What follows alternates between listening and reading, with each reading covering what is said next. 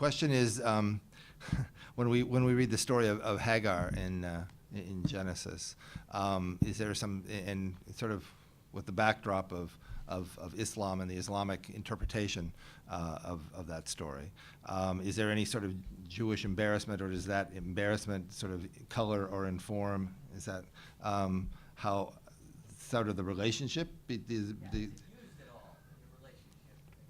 Well, I think that, to be honest with you, I think that for most Jews, well, first of all, if you read the story from a Jewish context, or you read the story in a Christian context, there really isn't an Islamic context. That's really an overlay of Islam, that they're identifying Ishmael as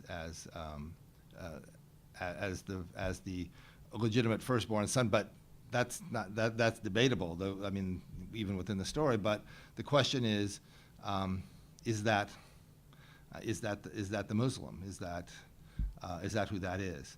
And of course, it's reading back in time. There were no Muslims for many centuries to come. So in a clear, sort of straightforward Jewish theological context, it doesn't make any sense. The story, I mean, I'm sorry, but the story doesn't really make any rational sense. That it's a later reading. There are other people who do later readings back in. We won't get in. Well, I don't know who they are, but there are those. And for us as Jews, it just doesn't, frankly, it just doesn't compute.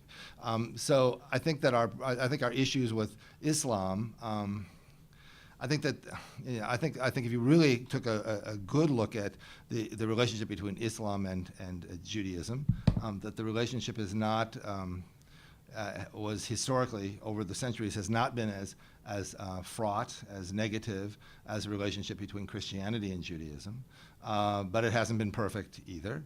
Again, it tends to be one of power and no power.